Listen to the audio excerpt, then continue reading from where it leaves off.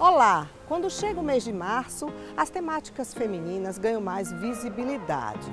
O fato é que as conquistas das mulheres na sociedade avançaram demais no campo trabalhista. Isso se considerarmos a origem do 8 de março, lá na época de 1900. Mas a violência contra a mulher na sociedade persiste, insiste, marca e mata. O programa de hoje vai contar a história de uma mulher. Ela levou 8 tiros do companheiro depois de 30 anos de casada. O nome dela é Rejane, mas poderia ser Aline, Patrícia, Vitória, Maria da Penha.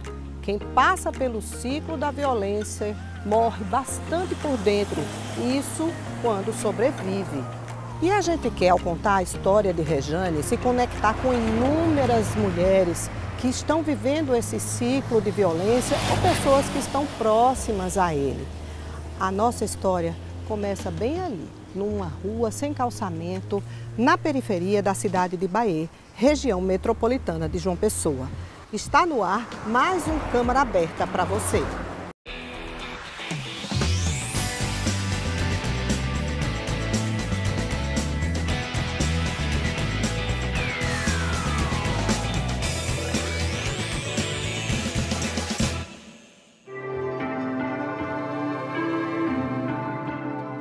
Na Rua Augusto dos Anjos, bairro Comercial Norte, em Bahia, a casa sem número está com placa de venda.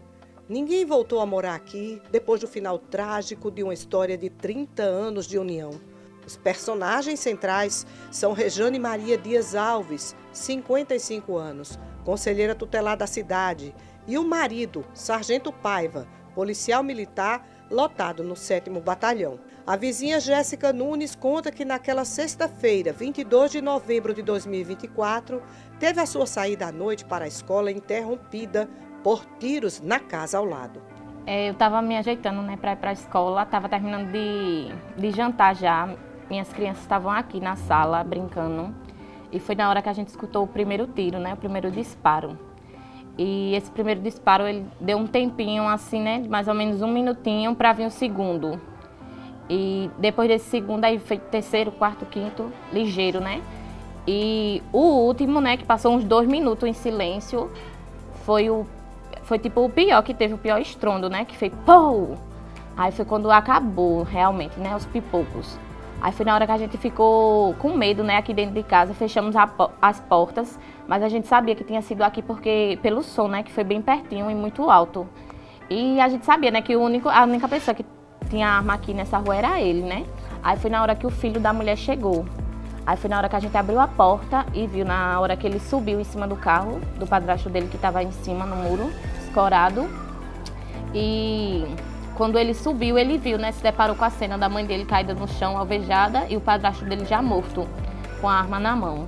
E ele gritou, ele se matou e matou minha mãe. Aí foi na hora que chegou mais 2 pessoas, mais 2 amigos dele, e abriram o portão, arrombaram o portão e tiraram ela e colocaram ela dentro do carro e na mesma hora levaram ela para a UPA de Bahia, Pouco depois das 8 da noite, dona Rejane chegou ao hospital de emergência e trauma em estado gravíssimo. Foram 12 tiros no total, 8 atingiram ela. Ela passou pelas mãos de muitos médicos em sua jornada de sobrevivência, incluindo a do diretor-geral Laércio Bragante, que já a conhecia do seu trabalho como conselheira. Essa senhora chegou vítima de múltiplos ferimentos por projéteis de arma de fogo, na verdade um total de 8, onde 5 desses ferimentos atingiram a área em torno do coração. Felizmente, nenhum desses projéteis atingiu o coração. Felizmente, senão teria sido morte no local. Ela chegou numa condição gravíssima, a própria família acreditava que ela teria morrido no local e acorreram a este serviço, onde ela foi prontamente atendida no nosso setor de emergência. E aí ela apresentava esses ferimentos na região do tórax, em torno do coração, e ferimento abdominal nas mãos e também um ferimento na cabeça. Do ferimento abdominal e torácico, parte do problema foi resolvida ainda no setor de emergência e ela imediatamente foi conduzida ao centro cirúrgico, onde foi atendida pela equipe da neurocirurgia. Apresentava esse ferimento penetrante no crânio, com lesão grave no hemisfério esquerdo do cérebro. E então, por conta disso, ela passou por 3 procedimentos cirúrgicos da neurocirurgia e mais um procedimento cirúrgico definitivo da cirurgia torácica. Essa condição por si só, essa lesão cerebral, já causa um dano significativo com risco de morte. Felizmente, graças a Deus e com a equipe que temos aqui nesse hospital, ela passou por esses vários procedimentos, não só cirúrgicos, como os procedimentos de terapia intensiva e conduzida por 52 dias aqui nesse hospital. Felizmente, diante de uma tragédia como essa, tivemos a felicidade de ver essa senhora retornar para casa consciente, orientada, com algum déficit motor perfeitamente recuperável. Dona Rejane Maria recebeu alta e foi para a casa da filha mais velha, Lilibete, em João Pessoa. Ela ainda está se recuperando das sequelas motoras e da fala. A nossa conversa com ela foi com a ajuda da filha. Mas a cada dia que passa, a conselheira tutelar avança no tratamento para conseguir traduzir em palavras e gestos tudo o que está no pensamento. O esforço e a vontade de falar dela é gigante. Quando pronuncia a palavra ela, se refere à palavra eu, que ainda não consegue articular. A mente está refazendo conexões, mas Dona Rejane confirma que o companheiro bebia muito e ficava violento. O seu companheiro, ele bebia muito? Muito. Isso criava problema? Sim. Muita discussão? Sim. Ele ficava violento quando bebia? Violento. Lhe ameaçava? Sim, sim. Ele tinha ciúme? Não, mas que pode ser fato. Então a senhora sentia medo? Sim.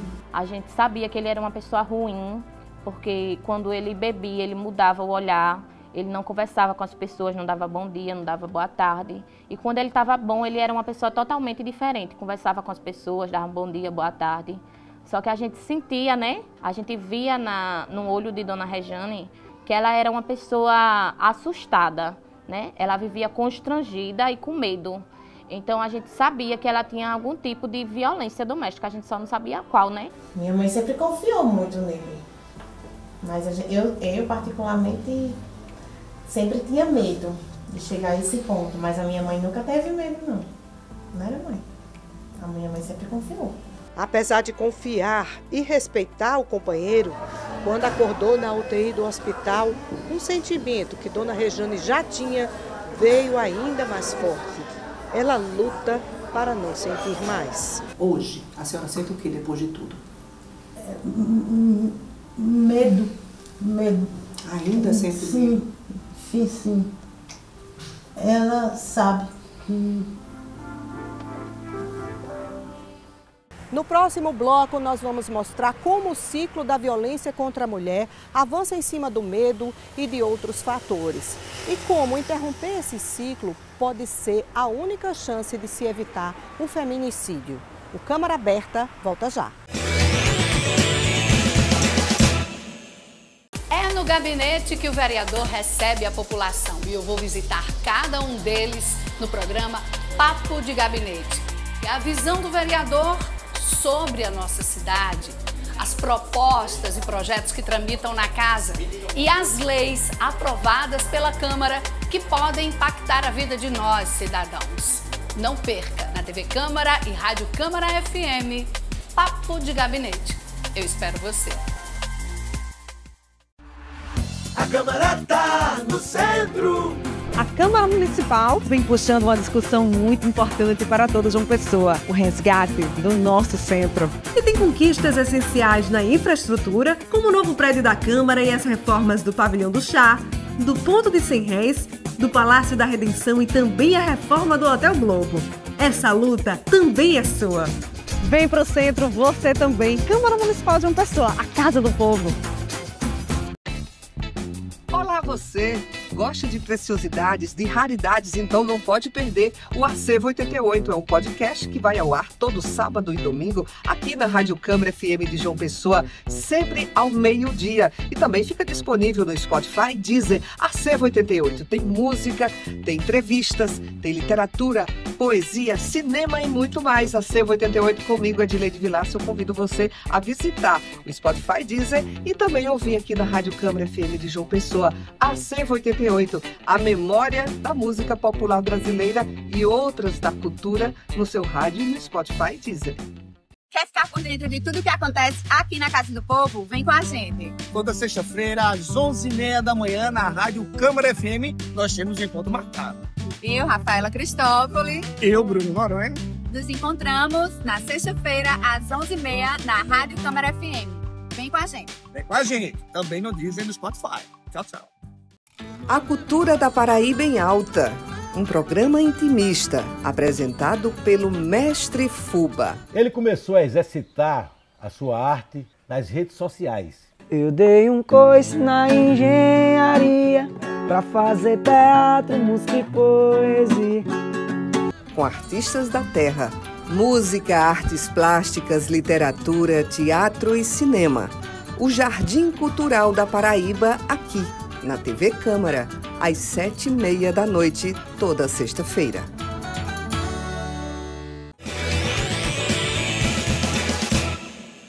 Voltamos com o nosso programa especial. Estamos falando sobre a violência contra a mulher, contando um pouco da história de mulheres como Dona Rejane Maria Dias Alves, conselheira tutelar de Bahia, que no final do ano passado escapou de uma tentativa de feminicídio. Pedir ajuda é difícil, mas fundamental para romper esse ciclo de violência. De acordo com o Instituto Maria da Penha, o ciclo da violência contra a mulher possui pelo menos 3 fases. A fase 1 é o aumento da tensão, quando o agressor tem acessos de raiva por coisas insignificantes. A vítima recua com medo, busca justificativas para o problema, silencia. A fase 2 é quando começam os atos de violência, que podem ser verbal, física, psicológica, moral ou patrimonial. A vítima paralisa, não reage, sofre tensão psicológica severa. É quando algumas conseguem buscar por ajuda. A fase 3 é o arrependimento do agressor. Ele fica carinhoso. Ela se sente confusa, pressionada, abre mão dos direitos e acaba dando uma nova chance. Há um tempo de calmaria, mas depois volta à fase 1, a de tensão. Dona Rejane confessa que não conseguiu pedir ajuda. A senhora nunca pensou em conversar, pedir ajuda a alguém? Já. Chegou a procurar ajuda aonde lá? Nenhuma. São alguns fatores. Entre eles, nós temos a manipulação por parte do próprio agressor, onde ele, ao todo instante, ele fica duvidando, colocando em xeque a sanidade mental da mulher, dizendo que ela está doida, que ela está criando situações, que não foi daquele jeito. Existem também os fatores religiosos, que são muito fortes, inclusive. Talvez a gente possa até dizer que seja o mais forte, né? Algumas mulheres que são religiosas, elas acreditam muito que o papel delas é edificar o lar, de que elas precisam construir aquele homem, que com oração aquele homem vai ter jeito. E aí não é isso que acontece, porque não depende da boa vontade, não depende da fé dela, né? Depende de outra pessoa, e o outro, ele precisa fazer as próprias escolhas, e não é escolha dele ser uma pessoa melhor, ser um homem digno e respeitar aquela mulher. E existe também as questões culturais, né? De que todo homem é assim, você precisa ter mais calma, talvez seja o seu comportamento que não seja adequado, talvez seja esse decote que você colocou, talvez seja essa amizade que você está tendo, porque mulher casada, porque mulher que está namorando não pode agir assim, não pode se comportar dessa forma, não pode frequentar determinados lugares. E a mulher, ela começa a justificar o tempo inteiro a violência do homem em decorrência dela, né? Colocando sempre a culpa nela, quando na verdade a culpa não está nela. A psicóloga Sonaira Amorim tem expertise no atendimento a mulheres vítimas de violência, porque lida com elas quando pedem ajuda ao Centro de Referência da Mulher de Nalva Bezerra, em João Pessoa. Ela já conhece os sinais do medo, assim como os médicos que atendem casos graves de violência física. Dada a experiência profissional, todos os médicos que atendem ali no setor de emergência, a grande maioria deles é formada de profissionais já com muita experiência, tem os indícios que nos faz concluir muito claramente, mesmo que a vítima negue, que essa paciente muito provavelmente foi vítima de uma violência doméstica. Por isso, comunicamos imediatamente às autoridades sem que a própria paciente tenha esse conhecimento, para não lhe causar constrangimento, porque sabemos que muitas delas negam isso com receio, uma vez que deve voltar para o mesmo ambiente onde foi agredida. Uma das situações que identificamos é aquela em que o companheiro praticamente não deixa a vítima falar. Toda pergunta que é feita à vítima, ele passa à frente e tenta responder. Isso já é um indício bem claro, bem conhecido e, portanto, esse e outros, às vezes, sutis, que é possível identificar e, dessa forma, tomamos todas as medidas cabíveis para proteger essa vítima. Já o centro de referência não é lugar de denúncia, mas de ajuda suficiente para vencer o medo e quebrar o ciclo. Quando ela chega aqui, a gente começa a perceber que essa mulher ela está passando realmente, né, essa violência, e ela precisa, claro que a gente não vai interferir na decisão dela, a gente vai mostrar os direitos, né? A gente vai mostrar os direitos que ela tem, e a partir daí ela vai se identificar e vai dizer, poxa vida, eu posso, né? E eu tenho direito a isso, eu não estou sozinha, né? Então, a partir do momento que ela toma essa iniciativa de procurar aqui o serviço, mesmo não sendo um lugar de denúncia, não é? Que aqui não é um lugar de denúncia, aqui é um lugar de fortalecimento, um lugar onde ela vai perceber que ela tem forças, não é? Para continuar, um lugar onde ela vai se fortalecer, vai ser oferecido a equipe que nós temos aqui, que é a psicologia, temos a advogada, temos a assistência social. Então, a demanda dela vai depender muito, né, dela. Então, a gente vai fazer os encaminhamentos. Muitas vezes essa mulher chega aqui, ela depende financeiramente do agressor, né? Do seu companheiro, do seu agressor, seja lá como queira falar. E a gente tenta, no caso ela depende de um aluguel, né? A gente tem o quê? Tem uma parceria com a habitação, a gente já encaminha essa mulher para um auxílio aluguel, a gente já encaminha essa mulher para conseguir algum curso para poder ela começar também do zero, né? Cursos que tem a ver com as habilidades dela. Então, tudo, né, que essa mulher precisar, necessariamente a gente vai, o máximo, tentar fazer encaminhamento para ela não se sentir sozinha. Foi por causa do trabalho do centro que a bacharel em Direito Camila Brisa conseguiu sair de uma situação de violência no relacionamento. Ela conta que passou por abusos psicológicos. Eu já conheci ele desde a infância, e só que anos depois que a gente veio se envolver, que desse relacionamento a gente teve um filho, passamos um ano juntos. Mas após o rompimento desse relacionamento, devido a sinais já de abusivos, né? E a gente encerrou o relacionamento, mas ele não aceitou. Sim. E depois desse término, foi se intensificando os ataques, né? Que foram muitos ataques verbais, tanto presencial quanto por redes sociais, né? Todo o WhatsApp, palavras de baixo calão. E depois disso acabou ele movendo uma ação pedindo a guarda da criança, porque a gente sabe que, querendo ou não, para atingir a mãe, a ex-companheira, esses agressores, eles se utilizam da criança, né, do próprio filho. E chegando ao ponto também de proferir agressões verbais contra nosso filho, na época. Como eram essas agressões verbais? O que é que elas provocavam em você? Qual era o ponto de ataque que ele fazia em relação a você? Ele começou, assim, me diminuir como mulher, como pessoa, como mãe também, e depois passou a ser palavras mais baixas, né? Que a gente já sabe com as palavras. E depois disso, assim, a gente se sente envergonhada, né? Porque por mais que a gente tenha toda a ferramenta de de informação, mas quando a gente passa, quando é a gente se vê vulnerável, sensível, mexe com a autoestima da gente, a gente se sente culpado, sendo que a gente não é. Nosso trabalho é nessa perspectiva de prevenção também, fazer a prevenção para que essas mulheres possam pular uma página da sua história de forma de sucesso, né, e de vitória. E que nunca é tarde, porque essa violência ela é estrutural também, às vezes é a partir desse machismo, né, que é enraizado na sociedade, mas essa mudança tem que partir das mulheres. Se essa mulher não dá o primeiro passo, essa mudança não vem de canto nenhum. Nós só vamos dar uma força para ela, sabe? A gente vai dar um empurrãozinho para ela e saber que tem alguém que está do lado. Mas o primeiro passo mesmo de libertação é o dela. Sabe? Na última parte do nosso programa, nós vamos trazer os números do feminicídio na Paraíba. O caminho para denunciar, inclusive a importância de se fazer a denúncia. E mais, o desafio constante da superação para a Rejane e outras mulheres. Será que é possível mesmo superar? O programa volta já. É no gabinete que o vereador recebe a população e eu vou visitar cada um deles no programa Papo de Gabinete.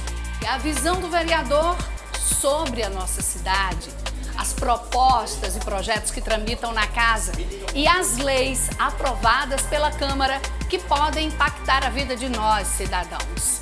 Não perca, na TV Câmara e Rádio Câmara FM, Papo de Gabinete. Eu espero você. A Câmara tá no centro. A Câmara Municipal vem puxando uma discussão muito importante para toda João Pessoa, o resgate do nosso centro. E tem conquistas essenciais na infraestrutura, como o novo prédio da Câmara e as reformas do Pavilhão do Chá, do Ponto de 100 Réis, do Palácio da Redenção e também a reforma do Hotel Globo. Essa luta também é sua. Vem pro centro, você também. Câmara Municipal de João Pessoa, a Casa do Povo. Olá você! Gosta de preciosidades, de raridades, então não pode perder o Acervo 88. É um podcast que vai ao ar todo sábado e domingo aqui na Rádio Câmara FM de João Pessoa, sempre ao meio-dia. E também fica disponível no Spotify, Deezer, Acervo 88. Tem música, tem entrevistas, tem literatura, poesia, cinema e muito mais. Acervo 88 comigo, Adileide Vilaça. Eu convido você a visitar o Spotify, Deezer e também ouvir aqui na Rádio Câmara FM de João Pessoa. Acervo 88, a memória da música popular brasileira e outras da cultura no seu rádio e no Spotify Deezer. Quer ficar por dentro de tudo que acontece aqui na Casa do Povo? Vem com a gente. Toda sexta-feira, às 11h30 da manhã, na Rádio Câmara FM, nós temos um encontro marcado. Eu, Rafaela Cristófoli. Eu, Bruno Noronha. Nos encontramos na sexta-feira, às 11h30, na Rádio Câmara FM.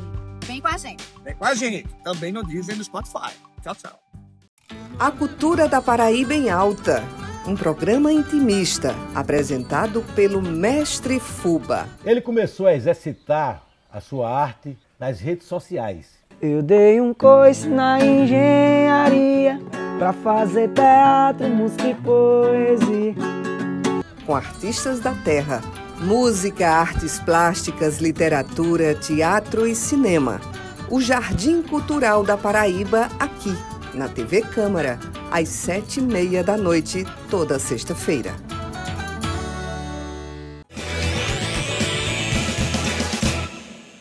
Nessa última parte do nosso programa, nós vamos trazer números de feminicídios e mostrar como denunciar. Essa denúncia pode ser feita por mulheres ou qualquer pessoa.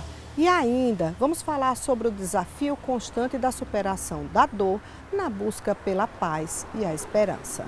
Os dados oficiais mostram que a violência contra a mulher não dá trégua no Brasil e na Paraíba. De acordo com o Anuário Brasileiro de Segurança Pública, o estado teve 25 feminicídios ano passado. Foram quase 6.000 inquéritos policiais sobre violência doméstica instaurados na Paraíba e mais de 7.000 medidas protetivas de urgência expedidas. A quantidade de feminicídios do ano passado em relação a 2023 diminuiu. foram 9 a menos, mas somente em janeiro desse ano a Paraíba já registrou 3 novos casos. A delegada Cileide Azevedo comanda 18 delegacias especializadas de atendimento à mulher no estado, que contam com 25 delegadas à frente dos inquéritos. Para ela, toda a sociedade precisa estar envolvida no combate à violência contra a mulher.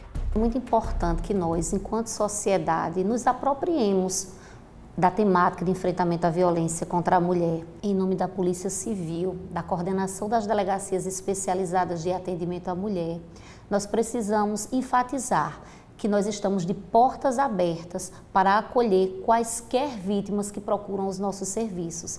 É preciso compreendermos que a violência contra a mulher, ela não é uma violência que está adstrita, que atinge apenas uma classe social, um nível de escolaridade, seja esses marcadores relacionados à vítima, mas também ao autor do fato. Então, seja quem for esse autor, o nosso trabalho será desempenhado. Seja quem for esta vítima, nós iremos protegê-la, porque o nosso trabalho e a nossa missão é pela vida das mulheres. E quando nós pensamos em violência contra a mulher, nós temos que, enquanto sociedade, nos comprometer nesse enfrentamento.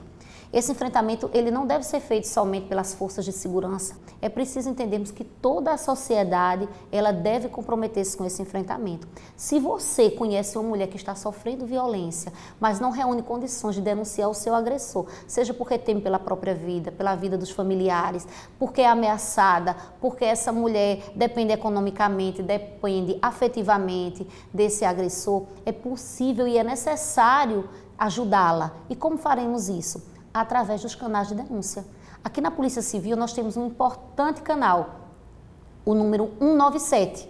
Por meio dele é garantida a denúncia anônima. Você traz informações para que possamos iniciar uma investigação policial, para que, a partir dali, nós entremos em contato com essa vítima que não reúne condições de denunciar seu agressor, mas precisa de ajuda. E aí será iniciada uma investigação para salvar a vida dessa mulher.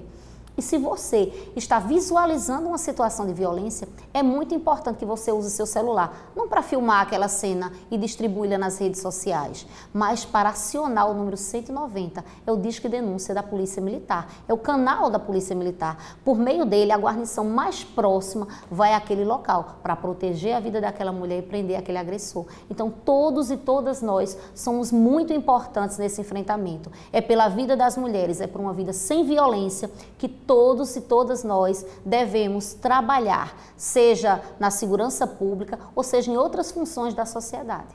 E denunciar foi o que fez essa vítima que encontramos numa delegacia da mulher na capital.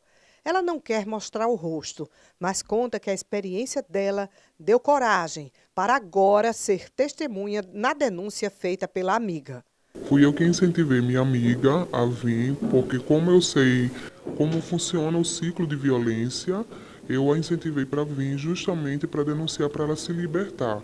Ela sempre falava que queria se separar, mas ele não quer. Por quê? Porque ele sabe que é cômodo para ela viver nessa vida que ela está proporcionando para ele. E no meu caso, eu também sofri isso. Eu passei 2 anos tentando me separar. Na época, minha filha era pequena, ela tinha acabado de nascer. Quando eu tentei me separar a primeira vez, ela tinha apenas 1 mês. Tentei me separar mais 3 vezes depois desse período e consegui na 5ª tentativa. Mas nesse dia que eu me separei foi quando eu sofri uma pequena violência física, que foi apenas um puxão de cabelo, que para mim foi o basta. Porque eu já vinha sofrendo violência verbal, violência psicológica, né, que isso aí é o que mais incomoda. E no dia que ele tentou realmente me bater, eu disse, chega, eu não quero mais. Foi quando eu decidi denunciá-lo, eu solicitei a medida protetiva e graças a Deus eu consegui me libertar. Então, para essas mulheres eu digo o seguinte, independente da dificuldade, enfrente, porque por mais difícil que seja, depois da separação, ainda é melhor do que você estar vivendo um relacionamento que é tóxico, né? E até porque a cada dia que vai se passar nesse relacionamento, a pessoa vai adoecer. E depois da separação, a pessoa precisa, sim, procurar ajuda psicológica, porque ficam os traumas, fica a marca, o medo, né, fica o sentimento de culpa, que isso aí precisa sair da pessoa, então ela precisa pedir ajuda.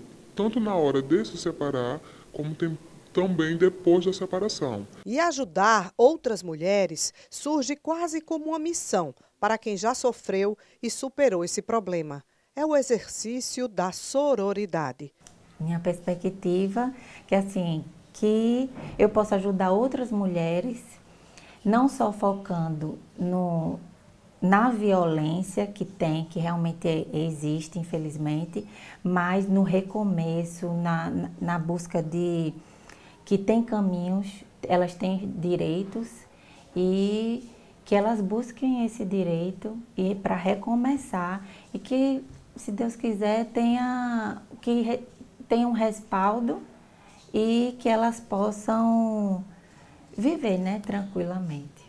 Assim como a violência contra a mulher atinge a vítima e a todos que são próximos dela, a superação desse problema é igual. Todos melhoram quando a mulher volta a ter paz, volta a ter esperança. O caminho de superação é único para cada uma. Para Dona Rejane, basta falar dela voltar a trabalhar como conselheira tutelar de Bahia. Você consegue ver a Rejane, você, voltando a trabalhar no conselho? Sim, peço a Deus para voltar assim. Sim. Essa missão lá no conselho te faz feliz? Feliz. Sim. Eu sempre pedi a Deus para minha mãe voltar. Do jeito que Ele quisesse mandar, eu iria aceitar. Ele mandou ela, e nós aqui estamos todos de braço aberto acolhendo ela. A gente investe altíssimo para ela voltar a trabalhar. E tudo que eu peço a Deus é para a minha mãe realmente voltar a trabalhar. Dona Rejane pode falar pouco, mas as suas expressões na nossa entrevista comunicaram muito. A dor do sofrimento que passou, a esperança ao pensar em voltar à sua missão de conselheira e a emoção com o amor da filha, que representa todo o amor da família e amigos. Eu não sabia que a minha mãe era tão querida, e aí, quando aconteceu isso, eu vi a intensidade do amor que o povo tem pela minha mãe. E agora, breve, a promotora de Bahia veio visitar ela. E nessa visita, a promotora, a gente escutou da promotora mesmo, ela disse que em toda a trajetória dela, ela nunca tinha visto uma mulher tão inteligente igual a minha mãe. Ah, minha mãe. A minha mãe, ela é uma mulher incrível. Eu não sei nem como expressar. Eu prometi para minha mãe lá na UTI que enquanto ela estivesse lá, nenhuma mulher me agarrava. E aí eu cheguei no meu trabalho, minhas colegas vieram me agarrar e eu não aceitava abraço de ninguém, porque para mim, abraço naquele momento só o da minha mãe. E eu não queria abraço de ninguém. Porque a minha mãe, eu não chego nem perto dela ainda, mas eu vou chegar. Sempre dizia até ela mesmo boa, que eu preciso aprender muito com ela ainda. E todos os dias a minha mãe é aprendizado na vida da gente. A minha mãe é a mulher mais incrível desse mundo. Eu sinto muita falta dela ainda, porque ela sempre nos deu muito apoio, assim, boa. E eu faço questão, mesmo ela assim, tudo que eu vou fazer eu converso com ela. Porque eu tenho esse respeito por ela, de tudo que eu vou fazer, conversar com ela. A minha mãe é a melhor mulher desse mundo. Não é desfazendo de outras mães, mas eu nunca vi ainda uma mãe igual a ela. Quem passou pelo sofrimento sabe sim que é possível superar e deseja isso. Sim, é possível se refazer.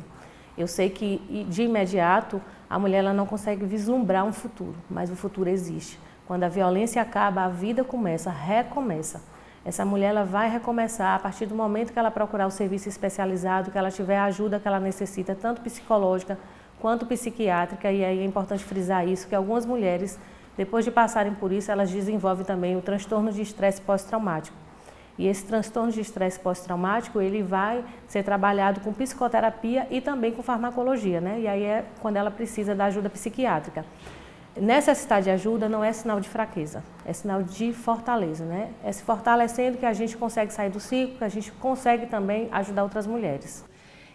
O recado que eu quero passar para essas mulheres é que não tenham medo de buscar ajuda, não sintam vergonha porque a gente não tem culpa de toda essa situação e que acreditem que tem meios, direitos, caminhos jurídicos que elas podem estar buscando e estar tendo um respaldo desses órgãos como um centro de referência da mulher e para criar forças para poder respirar e buscar, né, novamente essa força interior que a gente tem, como Michele falou, essa força feminina para recomeçar. Eu acho que uma mulher deve ser tratada com amor, com carinho, com respeito, com atenção, com lealdade. Não adianta você dar uma casa à mulher, dar dinheiro, dar carro, dar moto, dar tudo que ela quiser no mundo se ela não tem amor, se ela não tem cuidado, se ela não se sente segura, né, do seu lado. Então eu acho que o maior presente que uma mulher pode ter ao lado de um homem, que ela pode ganhar, é a segurança. Que ele se faça, né, faça ela se sentir segura, pelo menos.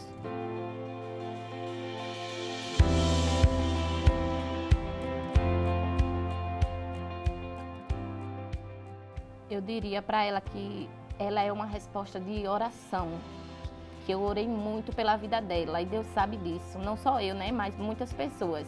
E que se hoje ela está viva é para contar a história dela para outras mulheres se libertarem desse peso e dessa violência que não acaba nunca. Mas eu quero dizer, dona Regiane, que a senhora é uma guerreira, viu? E que o inimigo, ele pode até tentar, mas ele não consegue, porque Deus é com a senhora, viu? Que Deus lhe abençoe grandemente e que Ele apague da sua memória tudo de ruim que a senhora passou e que essa nova fase seja só de bênçãos e vitórias para a sua vida.